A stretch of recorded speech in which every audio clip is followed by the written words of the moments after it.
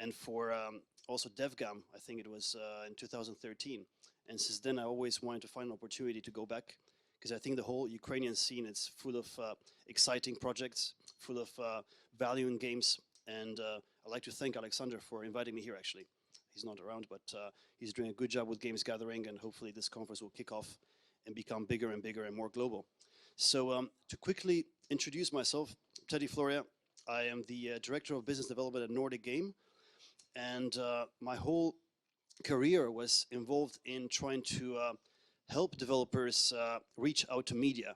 Basically, I used to work for Pocket Gamer for 6 years, and my role was to connect them to services like PR, advertising on the review sites, and editorial coverage. And since 2 years ago, I'm doing three things. So on the one hand, Nordic Game, and actually I'm wondering how many of you know about the Nordic Game Conference?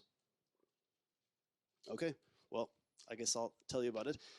Nordic Game is basically Europe's second largest conference, and we've been there for 14 years. It takes place in Sweden, and in May in Malmö, and it's a place where we have more than 2,000 people coming in with more than 1,000 developers. And I'm here at Games Gathering to give the Nordic Game award to the best game that I will select over the next 2 days. So if you guys have games in the exhibition area, then I would love to actually check them and see which one can win. How many game developers do we have here in the audience? Good, great, fantastic. Okay, so that's one of my hats, and my other hat is Asia. I also run 5 conferences per year in China and Southeast Asia, and trying to bridge Western companies to Eastern companies and connecting them to for the specific services they need and the relevant long-term partnerships. And finally, my third hat is one of consultant. This consultancy partnership comes from my own network, which is very big because of what I do. I travel a lot. I mean, only in October I was in 7 conferences, for example, over 3 continents. So my goal is to actually understand what people need from the developer side and connect them towards relevant partners on PR, on social media influencers like YouTubers, Instagrammers, Twitchers, also on localization partnerships, video trailers, introductions to investors, publishers, basically everything that one needs. So this keeps me busy and I don't sleep that much. But yes, so today we're going to talk about one of my aspects of consultancy, which is PR and editorial coverage.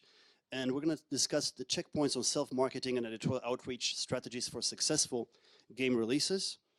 Do I have that thing to switch? Where is it? Oh, okay. Yes. So first of all, let's talk about the main problem here. And you know, there's a high competition across the gaming industry, and there's a lot of spread of game studios worldwide on everything, mobile games, now VR as well, PC console. And then what actually makes your game release stand out from the crowd? How can you identify yourself as a potential partner with high visibility and hopefully success in both marketing and user acquisition? And the puzzle or the problematique, the sort of main question is, why do some games with limited marketing funds manage to break the charts while others do not? What are the essential factors to take into account for a successful marketing campaign for upcoming release? And here, in terms of summary, and I'm going to try to do it briefly because we don't have so much time. Initially, I thought it was 1 hour, so it's only 30 minutes. So we're going to talk first about how to increase chances of getting editorial coverage with limited or no marketing funds. In the case in which you really are enthusiastic, you have your game, but you don't have the funds, we'll talk about that. And there are ways to be visible. Then second, we're going to discuss how to run a successful PR campaign if you have some funds, limited funds, coming through investment or your own. And then C, we're going to talk about the 3-step approach before user acquisition, what you should do before you even think of going that element. And then finally, my sort of baby on networking, right? Networking outreach, how to actually become successful in targeting the right people, going to conferences, and what is involved in that to make a name for yourself and your company, and your game, of course. So let's talk first about a very simple marketing but effective lesson, which I think people do not take into account so fast, but it's very important for your evolution as a game developer, but in any company itself. And this is coming up from Andrea Myers in String Creative, and it's called What's Your Marketing Game Plan? The 5 must-haves to kick off a successful inbound campaign. And the number 1 is clearly defined timeline and goals. This is called a SMART marketing approach because the goals are specific, measurable, attainable, realistic, and time-bound. Second, you need to have an understanding of your targeted group that you want to actually reach out to for your game. And this is the buyer personas, as it's called. It's a behavior pattern among your potential users and customers. And you can do this by creating templates, incorporating survey data to identify the core personas and other elements like this. Third thing, the editorial content calendar and CTA plan. And this is about the social media, the blog, the website you have, the PR content that is clear and concise with timelines. So showing yourself in the image. And then fourth, this is about the sales side of you. You should always think how you can actually make money with the games, right? So here it's a lead nurturing plan, understanding the sales funnel, timing and needs. And finally, who doesn't need data? We all need data because otherwise we'll not know what's happening with the whole user behavior. So this is the analytics. Evaluating results, checking for data on traffic, time on site spent, lead conversion, inbound links, clicks, all play a role in evaluating the full cycle and effectiveness of a campaign. Right, so now from the general side, we're going to focus more onto the gaming segment. So Robert de la Fave has an indie game developer's marketing checklist. And these may come as simple, but sometimes people forget about them. It's very important to actually focus and actually make them stand up and efficient. So first of all, website, right? You need to have a website, and ideally have one for your company and one for your game, because you don't know which one will actually succeed and become more important. You may be famous for the game you make and then the company leads afterwards, or vice versa, but you know, both should be there with different content. Then a development blog. Whether you incorporate this into your main site or not, that's up to you, but you should have it because it allows gamers to track the progress of your game and to see what you're in fact actually a real human being, that you have your sort of faults, your excitement, you've reached a milestone, you're going to mention that, you can actually be happy about it, people can relate to you, maybe they can even give you feedback. You should have a feedback section there for the consumers and also for fellow developers that would want to help you in the field. Then, who doesn't have Facebook account, you know, use your Facebook page to display media, share development stories, and connect with like-minded developers. And when someone searches Google for your team, you know, your Facebook page will be one of the top ones, so it helps on the SEO margin as well. And then Twitter. I mean, personally, I don't have, because I have all the other things, but that's important because Twitter is a sort of synoptic, summarized way to actually show yourself who you are in very fast sort of like sentences. And people sometimes, they lack the time to read through things. They just go on Twitter and they see the news. Right. And then the number 3 side, this is about marketing tools for enhanced game exposure. And here, continuing, you know, you need to have a trailer, right?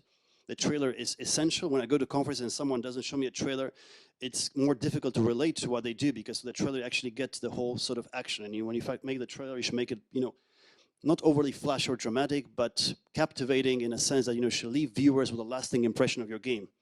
Try to record a new trailer also every time you reach a new milestone, because you can show your evolution and how you've learned from previous mistakes, how you actually taken into account for advice from the community and also from the developers. Then you should have a playable demo. As I mentioned, you need to have this to show to journalists at conferences, at the major ones, also to show off at conventions and to lead potential players to download it from your site. This is the way for them to check if the game is good, if they're interesting, if it's their niche of selection, etc. Then, strong title. That's another big one, because here, actually, you know, your name for the game that you play may play a massive role into your success, because it's very important to actually avoid having, you know, names that are very difficult and keeping straight to the point in connection with what you want to show in that game. So, for example, you're going to not see titles that are successful that are not self-explanatory. Look, Destiny, Clash of Clans, right? You know what's happening there. Angry Birds, Halo, Assassin's Creed, Titanfall, etc., Grand Theft Auto. You know, they're all powerful titles. And finally, and this may be less for you guys, unless you're from a big company with successful IP, but, you know, early order incentives, you can still use this as a marketing technique on your site. You know, pre-order the game with a specific discount. This works usually for companies that already have big things like EA, but, you know, you should try this as well because you never know. Right. So now we're going to start with the number 1 part of the presentation, which is about the editorial coverage with limited marketing funds and how you can reach that to the audiences and to find a solution for your visibility. And this is the research side. So first of all, it's very important to do your homework and to check sources of information. So researching media industry and websites content. then to learn also the main media outlet partners, to differentiate between the ones that are relevant for you, for your game and specific, to the ones that are general, global ones, and the ones that are not relevant. So you have like 3 types of categories here. Then you can also target game review websites that have written on similar topics on the field, because that's where journalists may actually like this niche and they may write again because they've done it before.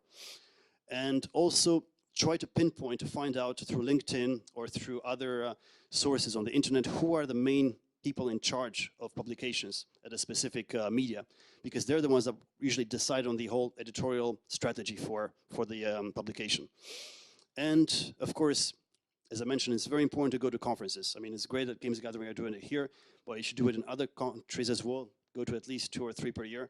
And that's where you can meet journalists in regional, global conferences and establishing that powerful personal contact, which they will remember.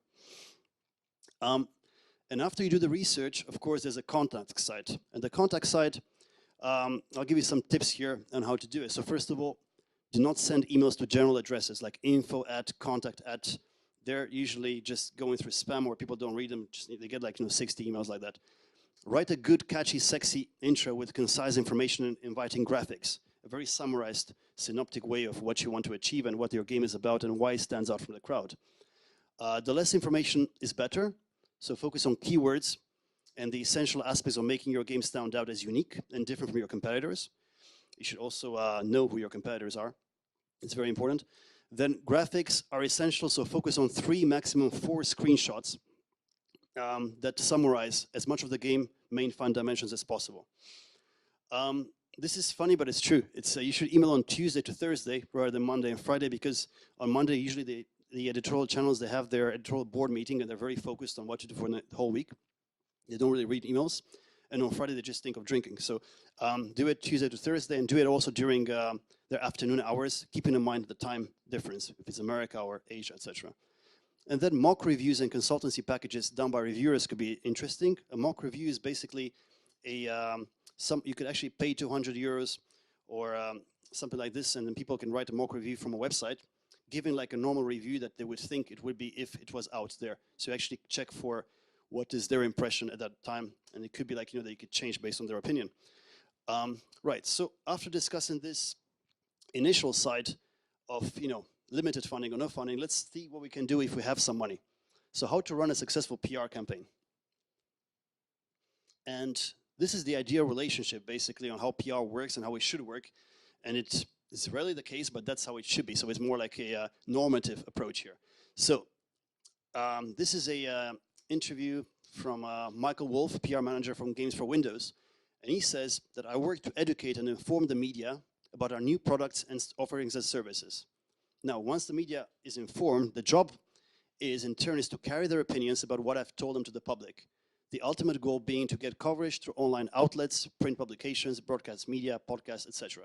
That's how it should be.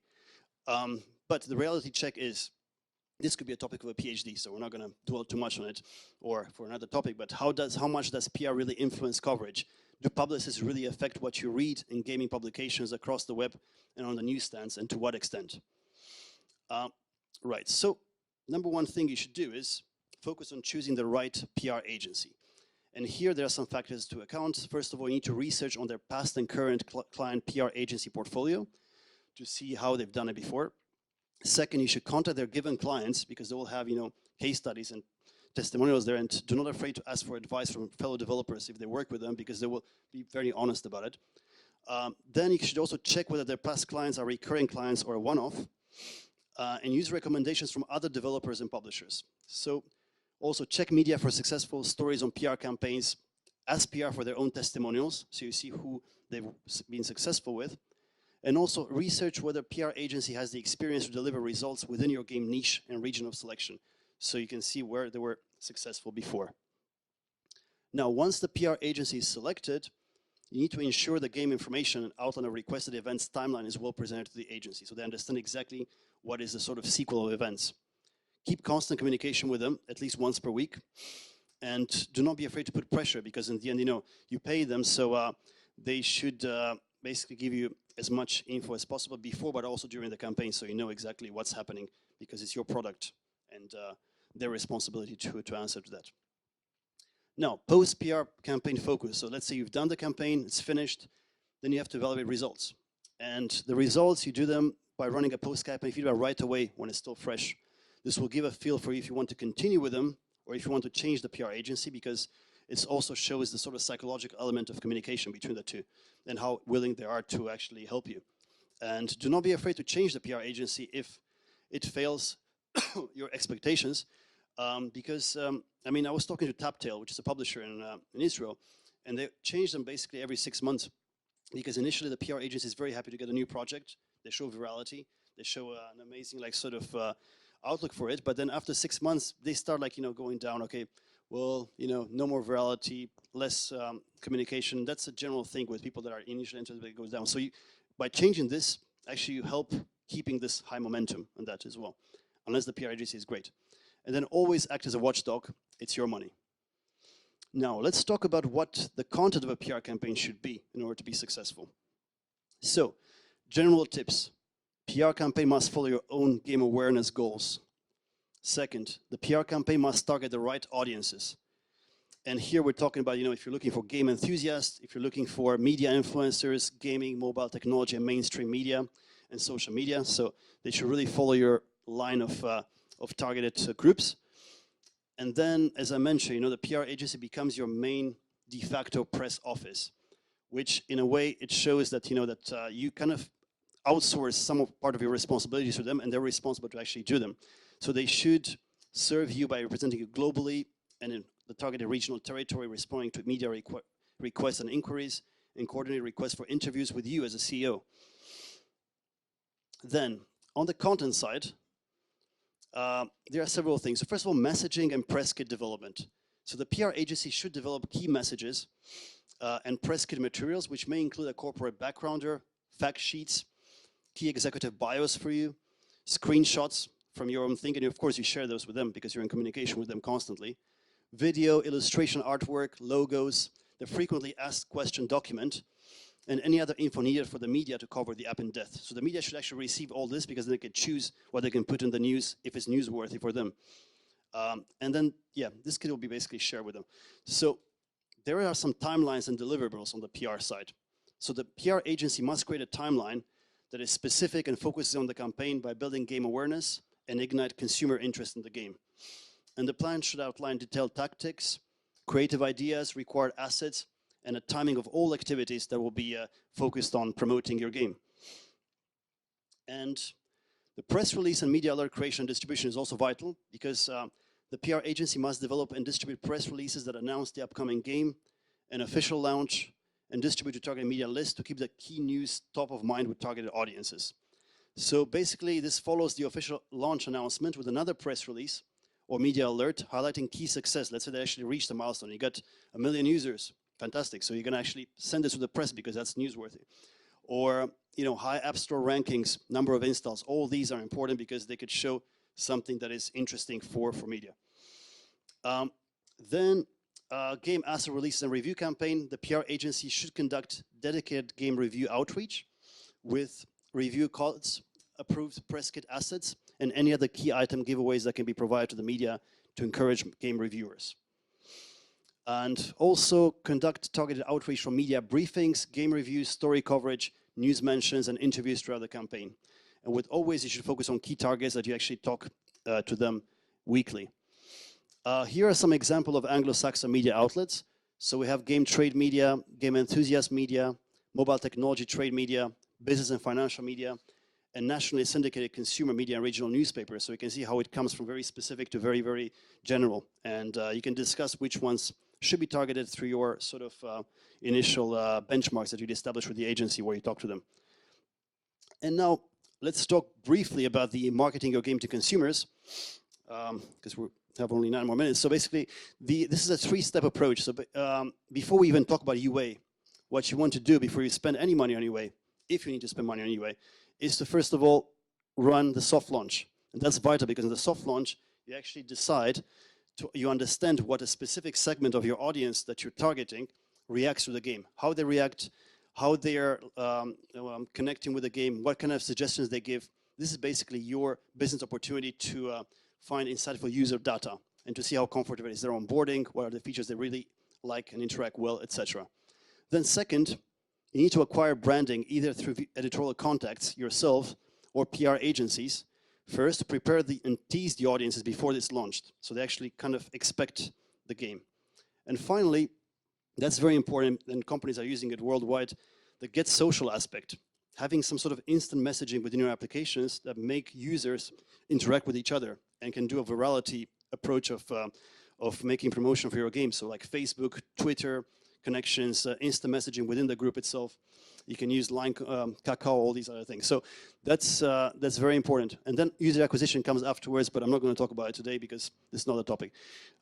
So soft launch strategies. Usually a soft launch is up to 100,000 users, so you can actually really show how they react to this. Two downsides: they might not be the quality users you're targeting, and the churn rate is equally high. But still, it's an important way to get your initial users and to retain them, because retaining it's vital and it's much cheaper than actually getting new ones. And through soft launch, you can actually get that initial user base to work on. Gonna skip this one, and then basically my final hat in the industry that I mentioned, which is the networking side, right? This also connects to how you should approach your game's visibility worldwide.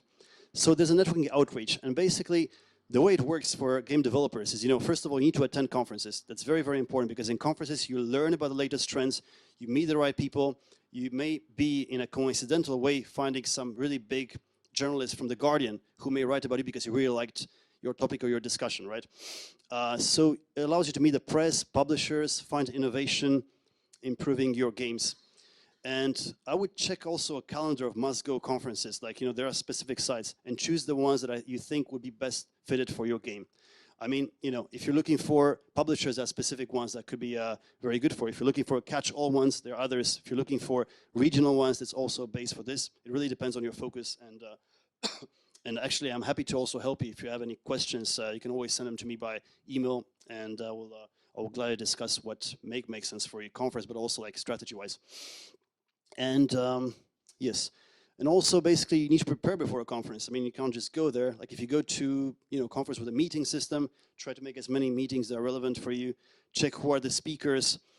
Use the meeting system email, or use LinkedIn, and also attend social events, because in the evening people are always more kind of fun, and the alcohol kicks in, and then you can have some interesting, enlightening, fiery discussions. And after the conference, follow up on the first week, right after, because that's when it's still fresh, the whole information is there. And personalize your emails, because if you do that, people can understand, like you talk about, let's say, football, right? You're gonna maybe mention that in the discussion, or you've discussed something about a game you really liked both, like, and the journalist will appreciate that, and he will also remember you. So anything fun that related, these are the cues, and make them answer at least out of politeness. And then final checkpoint summary list, and I'm on time, right? Yeah, that's good. From here. So, yeah. So basically, on the final checkpoint, I mean, first of all, you need to think small. So, big game studios spend millions of dollars to make their games look polished. To make something that stands out and competes on a fraction of that budget, you need to compromise. Then pick a few ad partners and stick with them. It's always better to have long-term partners than just like keeps changing, because by constantly looking for them, you kind of avoid looking at your game, and you really need to focus on your game. So that's why a long-term, efficient approach with partners works well, especially on the ad side. And then test, but not with your friends and family, because they're always too nice. Test with people that do not know you. Go out there, get some negative feedback. Why not? Try to understand what's happening. That's why you can use your blog, you can use your website. You can connect with your consumers. If you're on Steam, you also have all the aspects of reacting there. And launch before it's perfect. I mean, I know many companies that have been waiting for like a year, 2 years to find the perfect launch. And guess what? When that happened, I guess the context kind of changed, and people were not interested in that niche anymore, or they've worked too hard, and then they've tried too much when they could have just like tested before, and yeah, and they lost. Community holds the key.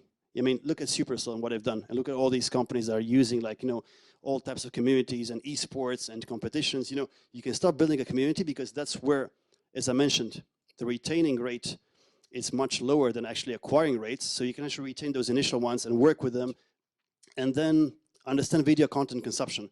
So online video content today is one of the highest ways of actually getting some sort of user acquisition, because all these influencers, YouTubers, Instagrammers, Twitchers, Facebookers, they're pseudo stars. I mean, yeah, I don't really understand why they have so many followers, because most of them are not really smart, but they somehow have some sort of charisma, and people like this charisma and this kind of like spectator syndrome, and they go for them. So if you actually get them to play your game, you can have quality. And for Nordic Game, we're actually introducing this year a YouTuber couch, in which famous YouTubers, they will actually play the winners of the competitions there.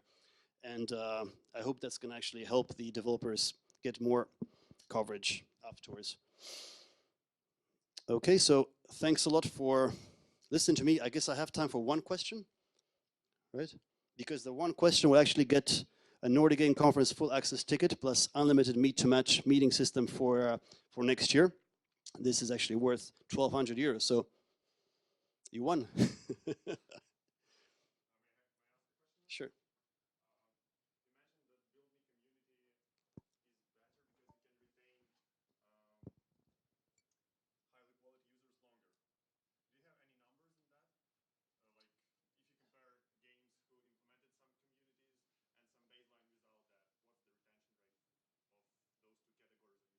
Well, I mean, it's 2 times higher based on the charts. I mean, this comes also from like data analysis.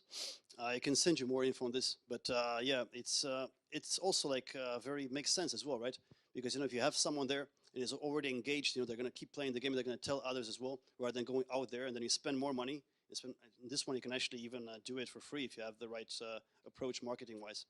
So yeah, I always support this idea of community and really checking and staying in touch with your soft launch people for that. Yeah. Are you? Can you introduce your company and? Yeah.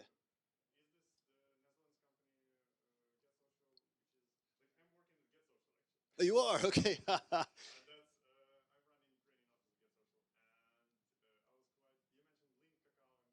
Yeah, yeah. I know the Get Social guys very well. Like I get drunk often with Adam. Yeah, yeah, yeah, yeah. But this is not about Get Social the company, but it's Get Social in general, which you guys chose as a very good title, which is again a very good title. If you have a game, choose the best title, and people understand. They understand Get Social, the company.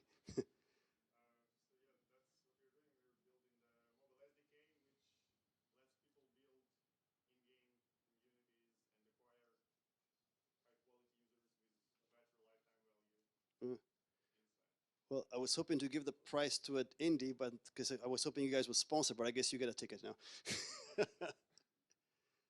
Yes. So thank you very much. If you have any questions, you can write here, and I can also send you the presentations. I have it there. Thank you. Spasibo. Bye.